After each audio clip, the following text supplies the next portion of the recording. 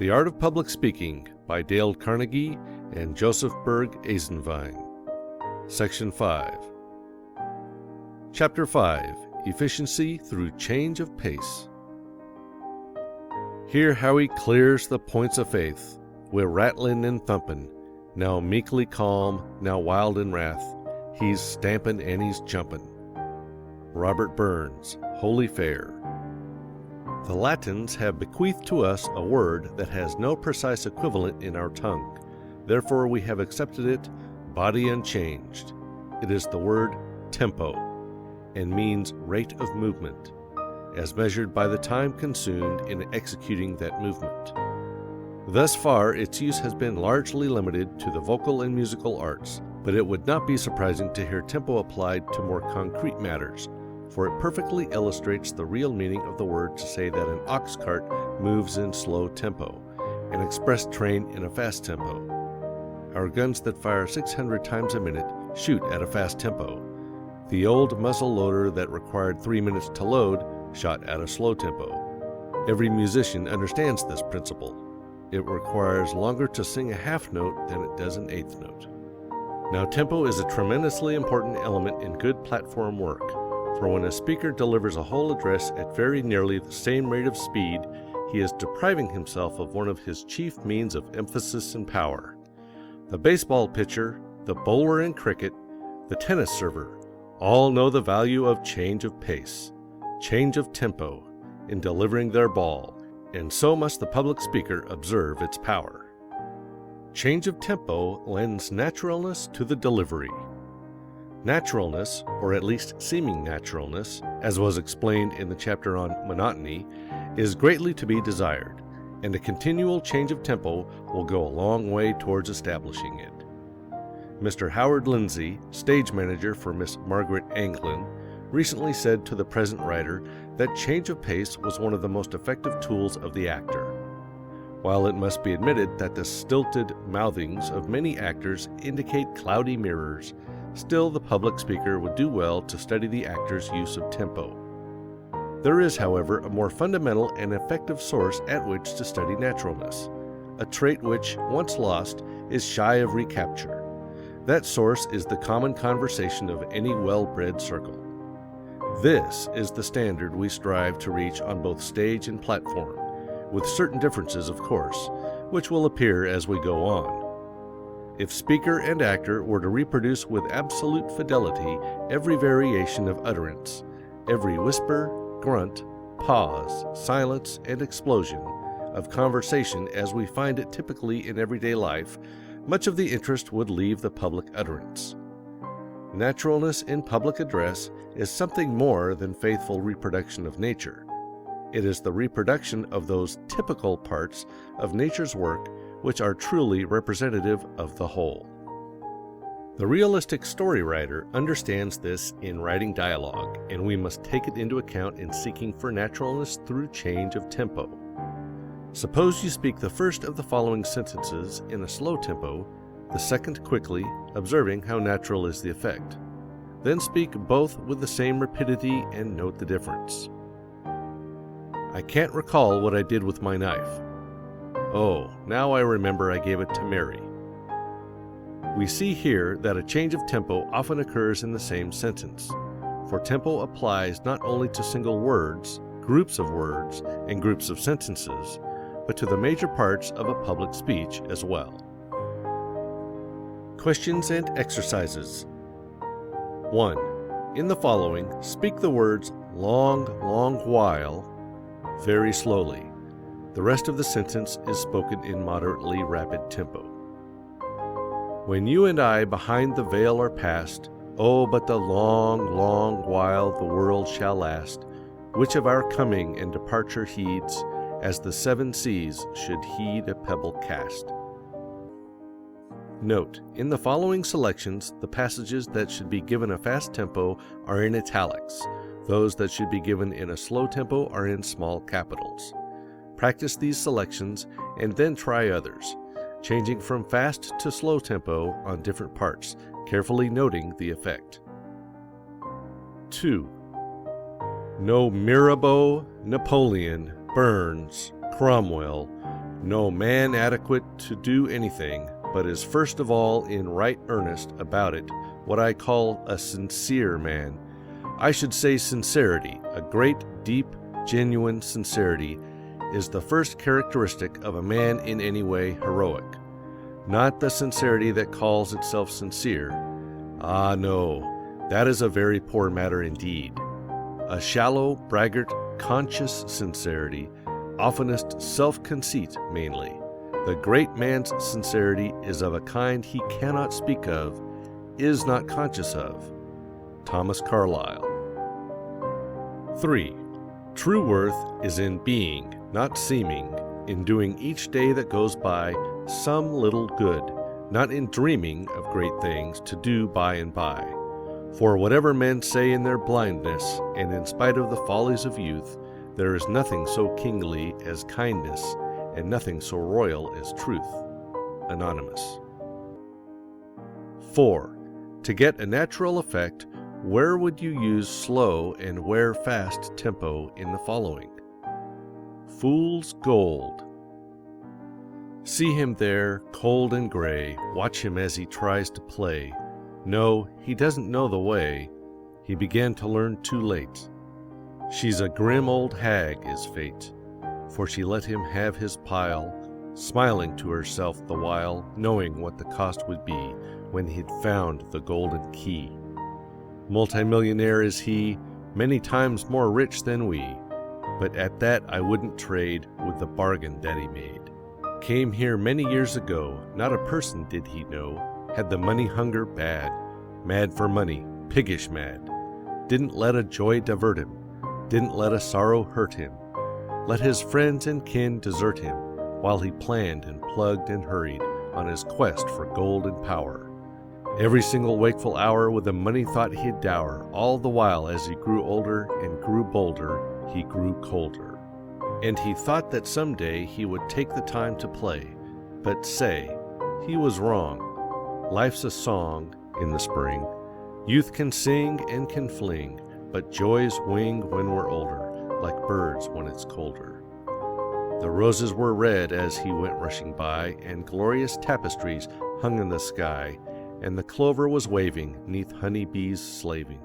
A bird over there round-delayed a soft air, but the man couldn't spare time for gathering flowers, or resting in bowers, or gazing at skies that gladdened the eyes, so he kept on and swept on, through mean, sordid years.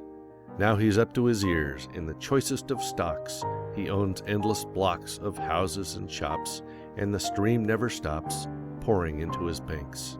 I suppose that he ranks pretty near to the top. What I have wouldn't sop his ambition one tittle, and yet with my little I don't care to trade with the bargain he made. Just watch him today, see him trying to play. He's come back for blue skies, but they're in a new guise.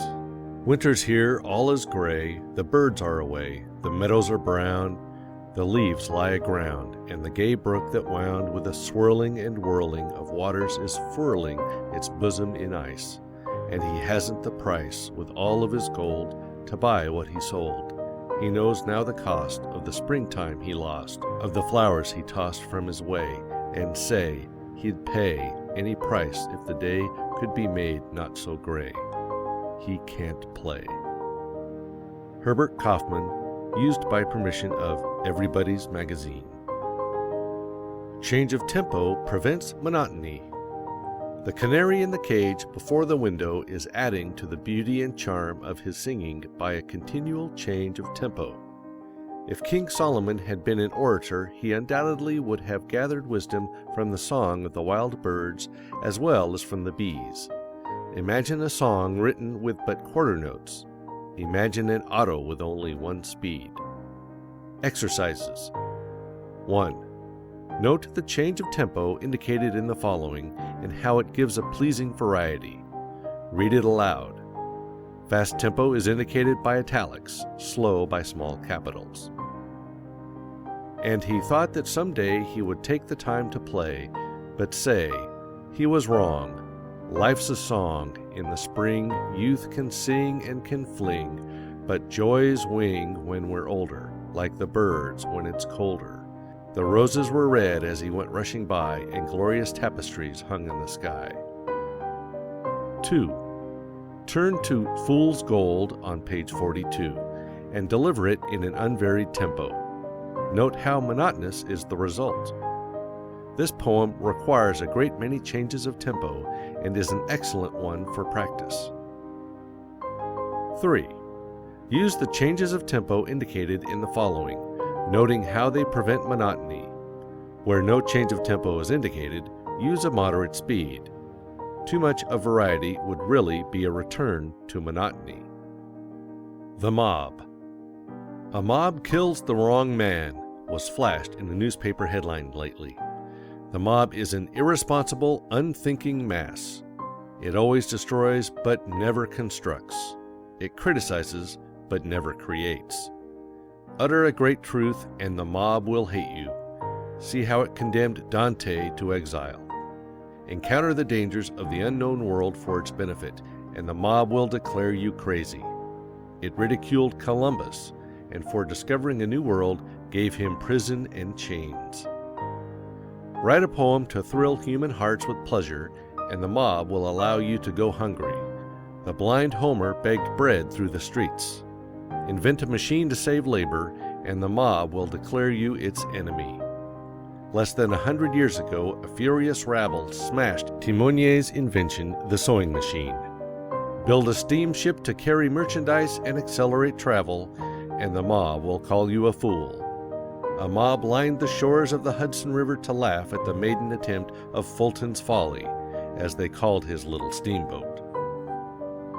Emerson says, "A mob is a society of bodies voluntarily bereaving themselves of reason and traversing its work. The mob is man voluntarily descended to the nature of the beast. Its fit hour of activity is night. Its actions are insane, like its whole constitution. It persecutes a principle. It would whip a right. It would tar and feather justice by inflicting fire and outrage upon the house and persons of those who have these." The mob spirit stalks abroad in our land today. Every week gives a fresh victim to its malignant cry for blood. There were 48 persons killed by mobs in the United States in 1913, 64 in 1912, and 71 in 1911. Among the 48 last year were a woman and a child. 2 victims were proven innocent after their death.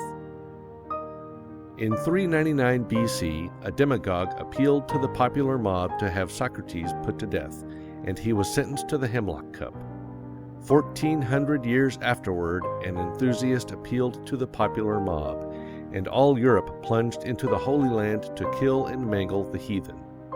In the 17th century, a demagogue appealed to the ignorance of men, and 20 people were executed at Salem, Mass. Within 6 months for witchcraft. 2,000 years ago, the mob yelled, "Release unto us Barabbas," and Barabbas was a murderer. From an editorial by D.C. in Leslie's Weekly, by permission. Present-day business is as unlike old-time business as the old-time ox cart is unlike the present-day locomotive. Invention has made the whole world over again. The railroad, telegraph, telephone have bound the people of modern nations into families. To do the business of those closely knit millions in every modern country, great business concerns came into being. What we call big business is the child of the economic progress of mankind.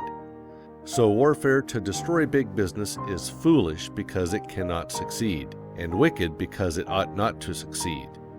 Warfare to destroy big business does not hurt big business, which always comes out on top, so much as it hurts all other business which, in such a warfare, never come out on top. A.J. Beveridge. Change of tempo produces emphasis. Any big change of tempo is emphatic and will catch the attention. You may scarcely be conscious that a passenger train is moving when it is flying over the rails at 90 miles an hour. But if it slows down very suddenly to a 10-mile gait, your attention will be drawn to it very decidedly. You may forget that you are listening to music as you dine, but let the orchestra either increase or diminish its tempo in a very marked degree, and your attention will be arrested at once. This same principle will procure emphasis in a speech. If you have a point that you want to bring home to your audience forcefully, make a sudden and great change of tempo, and they will be powerless to keep from paying attention to that point. Recently, the present writer saw a play in which these lines were spoken. Quote, "I don't want you to forget what I said. I want you to remember it the longest day you... I don't care if you've got 6 guns." End quote. The part up to the dash was delivered in a very slow tempo. The remainder was named out at lightning speed, as the character who was spoken to drew a revolver. The effect was so emphatic that the lines are remembered 6 months afterwards, while most of the play has faded from memory. The student who has powers of observation will see this principle applied by all our best actors in their efforts to get emphasis where emphasis is due. But remember that the emotion in the matter must warrant the same intensity in the manner, or the effect will be ridiculous. Too many public speakers are impressive over nothing. Thought rather than rules must govern you while practicing change of pace. It is often a matter of no consequence which part of a sentence is spoken slowly and which is given in fast tempo. The main thing to be desired is the change itself.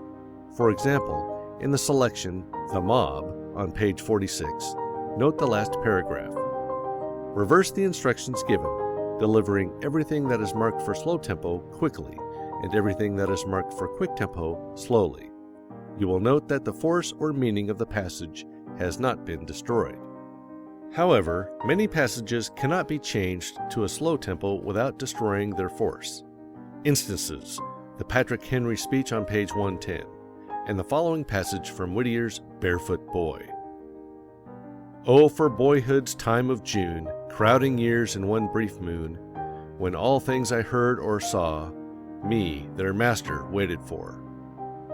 I was rich in flowers and trees, hummingbirds and honeybees, for my sport the squirrel plied the snouted mole his spade, for my taste the blackberry cone purpled over hedge and stone, laughed the brook for my delight through the day and through the night, whispering at the garden wall, talked with me from fall to fall. Mine the sand-rimmed pickerel pond, mine the walnut slopes beyond, mine in bending orchard trees, apples of Hesperides. Still as my horizon grew, larger grew my riches too. All the world I saw or knew seemed a complex Chinese toy, fashioned for a barefoot boy." J.G. Whittier. Be careful in regulating your tempo not to get your movement too fast. This is a common fault with amateur speakers. Mrs. Siddon's rule was, "Take time." 100 years ago, there was used in medical circles a preparation known as the shotgun remedy.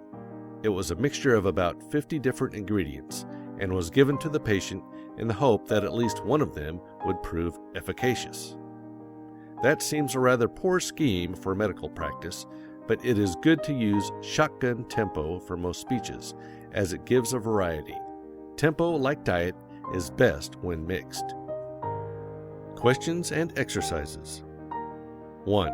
Define tempo. 2. What words come from the same root? 3. What is meant by a change of tempo? 4. What effects are gained by it? 5. Name 3 methods of destroying monotony and gaining force in speaking. 6. Note the changes of tempo in a conversation or speech that you hear. Were they well made? Why? Illustrate. 7. Read selections on pages 34, 35, 36, 37, and 38, paying careful attention to change of tempo. 8. As a rule, excitement, joy, or intense anger take a fast tempo, while sorrow and sentiments of great dignity or solemnity tend to a slow tempo. Try to deliver Lincoln's Gettysburg speech, page 50, in a fast tempo, or Patrick Henry's speech, page 110, in a slow tempo, and note how ridiculous the effect will be. Practice the following selections, noting carefully where the tempo may be changed to advantage. Experiment, making numerous changes. Which one do you like best? Dedication of Gettysburg Cemetery. 77 years ago, our fathers brought forth upon this continent a new nation, conceived in liberty and dedicated to the proposition that all men are created equal. Now we are engaged in a great civil war, testing whether that nation, or any nation so conceived and so dedicated, can long endure.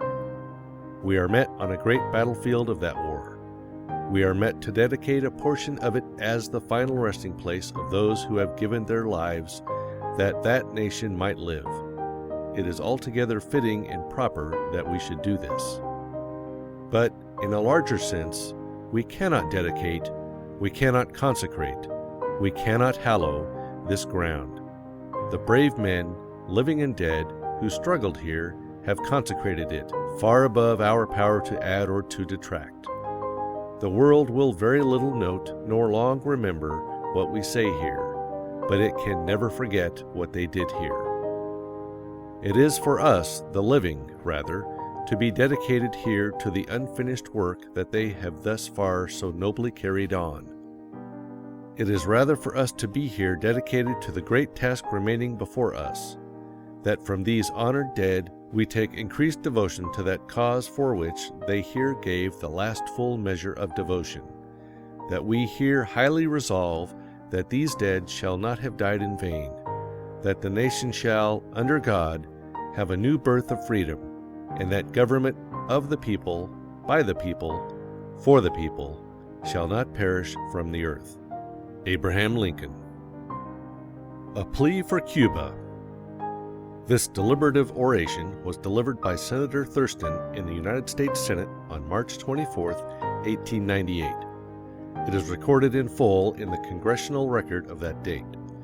Mrs. Thurston died in Cuba. As a dying request, she urged her husband, who was investigating affairs in the island, to do his utmost to induce the United States to intervene. Hence this oration. Mr. President, I am here by command of silent lips to speak once and for all upon the Cuban situation. I shall endeavor to be honest, conservative, and just. I have no purpose to stir the public passion to any action not necessary and imperative to meet the duties and necessities of American responsibility, Christian humanity, and national honor. I would shirk this task if I could, but I dare not. I cannot satisfy my conscience except by speaking, and speaking now. I went to Cuba firmly believing that the condition of affairs there had been greatly exaggerated by the press, and my own efforts were directed in the first instance to the attempted exposure of these supposed exaggerations. There has undoubtedly been much sensationalism in the journalism of the time, but as to the condition of affairs in Cuba, there has been no exaggeration, because exaggeration has been impossible. Under the inhuman policy of Weyler, not less than 400,000 self-supporting, simple, peaceable, defenseless country people were driven from their homes in the agricultural portions of the Spanish provinces to the cities, and imprisoned upon the barren waste outside the residence portions of these cities and within the lines of entrenchment established a little way beyond. Their humble homes were burned, their fields laid waste, their implements of husbandry destroyed, their livestock and food supplies for the most part confiscated. Most of the people were old men, women, and children. They were thus placed in hopeless imprisonment, without shelter or food. There was no work for them in the cities to which they were driven. They were left with nothing to depend upon except the scanty charity of the inhabitants of the cities, and with slow starvation their inevitable fate. The pictures in the American newspapers of the starving reconcentrados are true. They can all be duplicated by the thousands. I never before saw, and please God I may never again see, so deplorable a sight as the reconcentrados in the suburbs of Matanzas. I can never forget to my dying day the hopeless anguish in their despairing eyes. Huddled about their little bark huts, they raised no voice of appeal to us for alms as we went among them. Men, women, and children stand silent, famishing with hunger. Their only appeal comes from their sad eyes, through which one looks as through an open window into their agonizing souls. The government of Spain has not appropriated and will not appropriate $1 to save these people. They are now being attended and nursed and administered to by the charity of the United States. Think of the spectacle. We are feeding these citizens of Spain, we are nursing their sick, we are saving such as can be saved, and yet there are those who still say it is right for us to send food, but we must keep hands off. I say that the time has come when muskets ought to go with the food.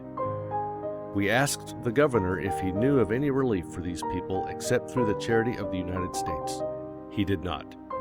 We asked him, "When do you think the time will come that these people can be placed in a position of self-support?" He replied to us with deep feeling, "Only the good God or the great government of the United States will answer that question."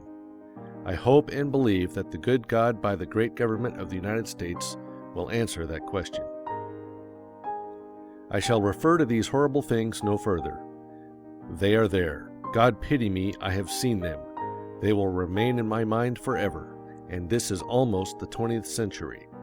Christ died 1900 years ago, and Spain is a Christian nation. She has set up more crosses in more lands, beneath more skies, and under them has butchered more people than all the other nations of the earth combined. Europe may tolerate her existence as long as the people of the old world wish. God grant that before another Christmas morning, the last vestige of Spanish tyranny and oppression will have vanished from the Western Hemisphere. The time for action has come.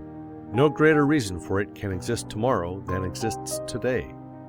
Every hour's delay only adds another chapter to the awful story of misery and death. Only one power can intervene, the United States of America. Ours is the one great nation in the world, the mother of American republics. She holds a position of trust and responsibility toward the peoples and affairs of the whole Western Hemisphere. It was her glorious example which inspired the patriots of Cuba to raise the flag of liberty in her eternal hills. We cannot refuse to accept this responsibility which the God of the universe has placed upon us as the one great power in the New World. We must act. What shall our action be? Against the intervention of the United States in this holy cause, there is but one voice of dissent. That voice is the voice of the money changers. They fear war, not because of any Christian or ennobling sentiment against war and in favor of peace, but because they fear that a declaration of war or the intervention which might result in war would have a depressing effect upon the stock market. Let them go. They do not represent American sentiment. They do not represent American patriotism. Let them take their chances as they can. Their weal or woe is of but little importance to the liberty-loving people of the United States. They will not do the fighting. Their blood will not flow. They will keep on dealing in options on human life. Let the men whose loyalty is to the dollar stand aside, while the men whose loyalty is to the flag come to the front. Mr. President, there is only one action possible, if any is taken. That is, intervention for the independence of the island. But we cannot intervene and save Cuba without the exercise of force, and force means war. War means blood. The lowly Nazarene on the shores of Galilee preached the divine doctrine of love, peace on earth, goodwill toward men. Not peace on earth at the expense of liberty and humanity. Not goodwill toward men who despoil, enslave, degrade, and starve to death their fellow men. I believe in the doctrine of Christ. I believe in the doctrine of peace. But, Mr. President, men must have liberty before there can come abiding peace. Intervention means force. Force means war. War means blood. But it will be God's force. When has a battle for humanity and liberty ever been won except by force? What barricade of wrong, injustice, and oppression has ever been carried except by force? Force compelled the signature of unwilling royalty to the great Magna Carta. Force put life into the Declaration of Independence and made effective the Emancipation Proclamation. Force beat with naked hands upon the iron gateway of the Bastille and made reprisal in one awful hour for centuries of kingly crime. Force waved the flag of revolution over Bunker Hill and marked the snows of Valley Forge with blood-stained feet. Force held the broken line of Shiloh, climbed the flame-swept hill at Chattanooga, and stormed the clouds on Lookout Heights. Force marched with Sherman to the sea, rode with Sheridan in the valley of the Shenandoah, and gave Grant victory at Appomattox. Force saved the Union, kept the stars in the flag, made niggers men. The time for God's force has come again. Let the impassioned lips of American patriots once more take up the song. In the beauty of the lilies, Christ was born across the sea, with a glory in his bosom that transfigures you and me. As he died to make men holy, let us die to make men free, while God is marching on. Others may hesitate, others may procrastinate, others may plead for further diplomatic negotiation, which means delay. But for me, I am ready to act now, and for my action I am ready to answer to my conscience, my country, and my God. James Mellon Thurston. End of Section 5. Recording by Joe Mabry.